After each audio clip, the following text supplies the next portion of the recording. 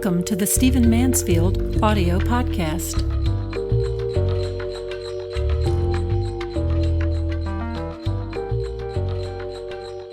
So it's the morning after the final presidential debate. I'm in Washington, D.C. On remote location, and you'll hear some background noise, but I want to discuss the trend of these debates and the general trend of the presidential campaign season. We can have some perspective now. We can see what has happened, and I think we can anticipate some trends and comment on some important markers. The first thing I want to comment on is simply how outsized debates like this have become. Mr. Obama almost blew his entire campaign in 90 bad minutes of debate in the first debate. Some will say, well, that's who he genuinely is. Well, I think we see that that's not the case. The broader issue is, why do these debates carry such weight? Both men represent very defined worldviews. They represent very defined political platforms. That's what's of issue, in addition to their experience and competence. Most of that's not reflected in these debates. These debates are beauty contests. They tend to be about gotcha moments and energy and presentation and who looks good and who's huffing and puffing. I think we need to be careful. We need to be cautious. One of the commentator friends of mine in D.C., and this is a little bit crude, said that if one of the candidates had breast implants put in, they probably would win the election. His point was, it's such a beauty contest, it doesn't have to do with substance. Now, that's not the campaign as a whole, but that is the way these debates have played out, and we need to be careful about that. We need to be people of substance who believe that policies, that ideas, that platforms matter. And then we look at the competence of the man, and we look at the leadership experience of the man. Another thing I wanted to point out about last night is that Mr. Romney used a phrase. He said that Mr. Obama had gone on an apology tour when he first became president. And there's a sense in which that's true. Mr. Obama did go abroad, did apologize for America, did say, we've not always been great, we've not always been good, forgive us. And this defines a fundamental difference between the two men. Mr. Romney believes that the problem with America is represented by Mr. Obama. And people like him. Liberalism, overspending, bloated government, loss maybe of traditional values. Mr. Obama believes that what is wrong with America is deeper, more historic. Remember, he's a black man. Remember, he was raised in poverty. Remember, he was also raised in Hawaii and then abroad. He sees American society as a bit as an outsider, certainly more so than any other president we've ever had. And so he believes that America has fundamental flaws that have really continued all through her history. America is redeemable, but it's deeply flawed.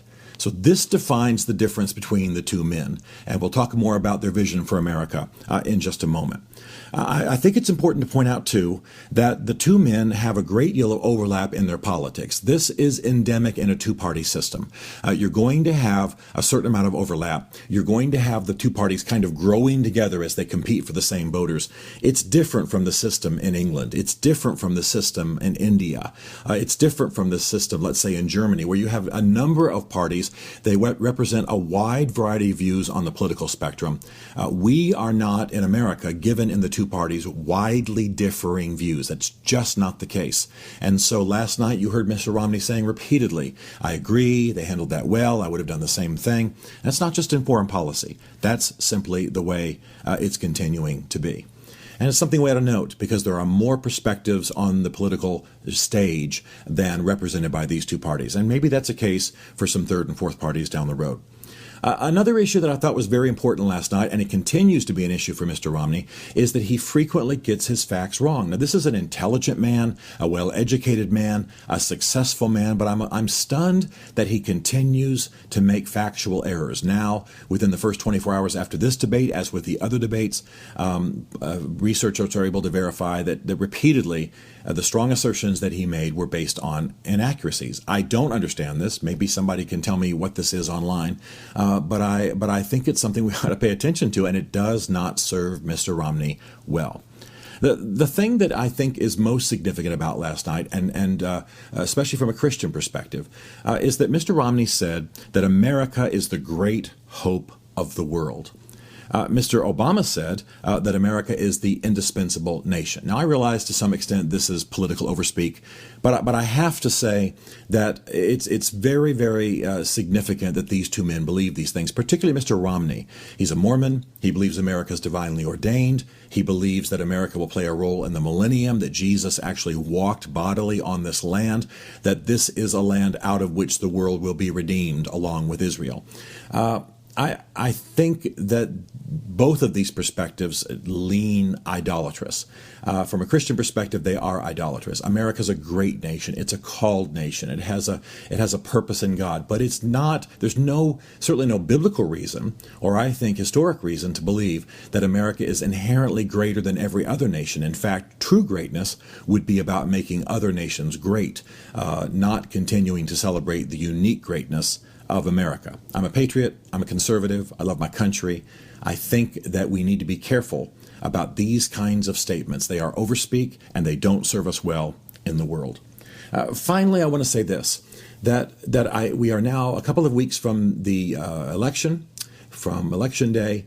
I think, despite what some of the polls are showing, that Mr. Obama is going to win. I think it's going to be a very tight race. I think he is going to win. I could be wrong, and if I am, I'll come back in a later podcast and sort of break down the voting patterns and certainly admit that I was wrong. But right now, I would say he's going to win by a point or two. The next administration is going to face some very deep crises. I think we're going to have a very serious downturn economically for a period of months. We'll recover fine, I believe, but it's going to be truly a troubling ride. And I think the next man in office is going to have to rise to leadership, or he'll be crushed by events. Both men are good, both men are capable, but they do represent very different worldviews and very different approaches. And I think that we will see Mr. Obama win, but whoever wins, we'll need to pray for them, stand for them, and of course, you'll need to vote your conscience, your faith, because this is a critically important election.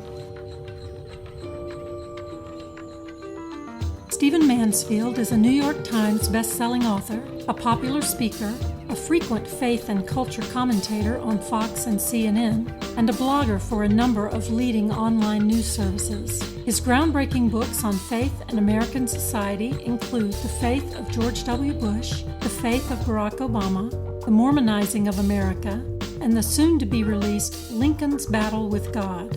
You can learn more about Stephen at www.mansfieldgroup.com and connect with him on Facebook and on Twitter under the name Mansfield Writes.